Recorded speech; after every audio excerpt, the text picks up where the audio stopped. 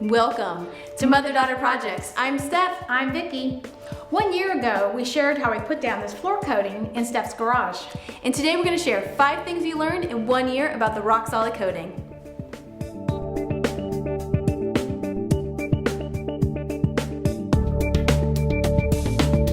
Number 1, slippery when wet. Or sawdusty. We use my garage as a workshop, so we're cutting wood, sanding wood, all the above, so there's a lot of sawdust that gets on the floor, so we want to make sure we clean up right away because we've noticed it makes the floor pretty slippery.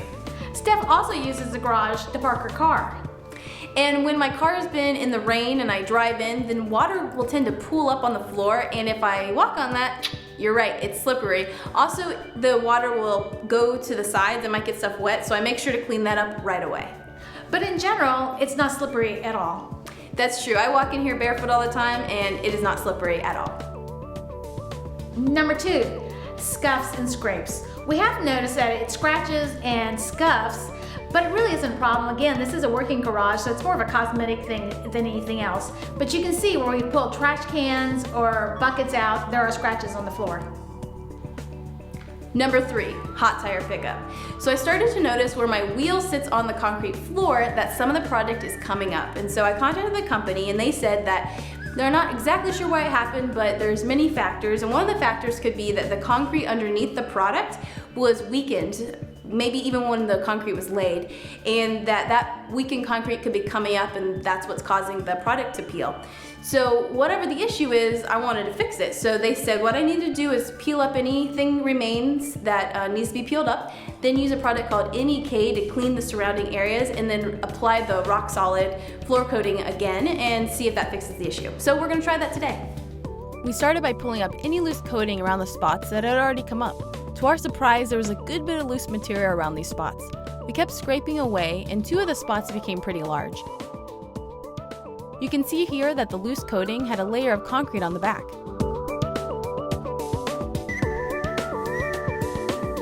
We finally got all the spots scraped and cleaned up the area. Rust-oleum support told us to use a chemical called MEK to thin the coating around the edges. We applied this. It was pretty toxic, so we made sure to wear a mask and used a fan. After we finished the prep, we went to open our new package of RockSolid product and found the product was leaking from the packaging. We contacted Rust-Oleum and they sent us 2 new boxes. Well, when we went to open these 2 new boxes, we found that the seal between the part A and part B side of the coating had already broken through and the product had started to harden.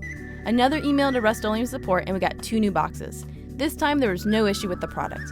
The lesson learned here though, make sure you check your packaging before you prep for this or any type of project like this. This project took about 3 weeks in total as we had to wait for the product to ship. We are finally ready to get started with patching the floor. We opened the RockSolid box and followed the instructions. For more information on how to mix and apply the product, please see our original video.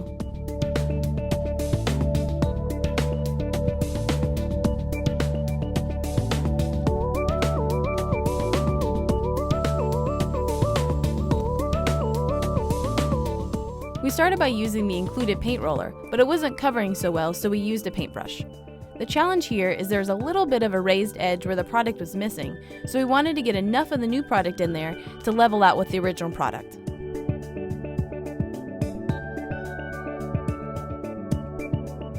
We knew these patches were not going to line up with the old coating perfectly, but because the floor has a kind of artistic look to it, we figured it would not be a big deal.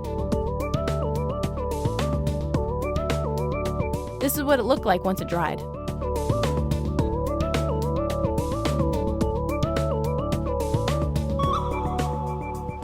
Number 4, the instructions clearly say not to use this product outside because the UV rays will break down the product. Well, we knew this, but we decided to paint a little edge right outside the garage door. And sure enough, it's totally washed away, it's dull.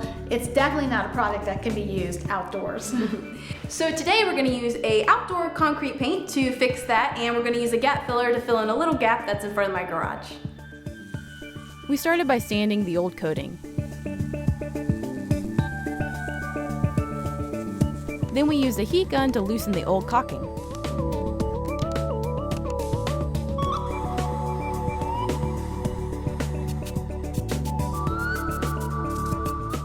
We put down a straight line of painter's tape and then painted with a gray outdoor epoxy.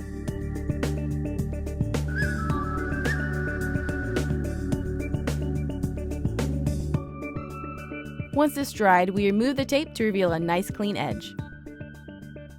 Then we use a crack filler in the gap between the garage floor and the driveway and smoothed it out.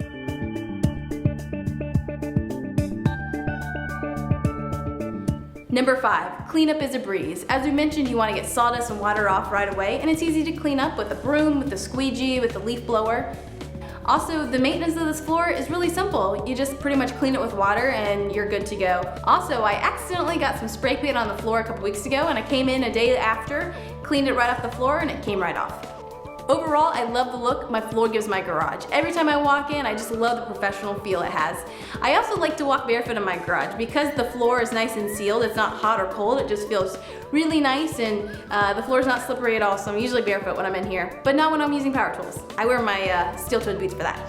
It's fun when we're working in here and neighbors walk by, they always stop and say how much they like the floor.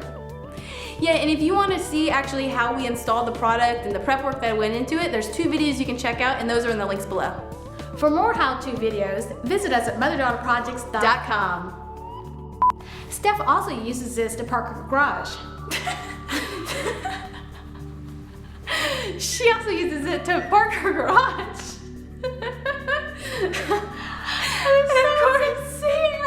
And of course she parks her garage. What?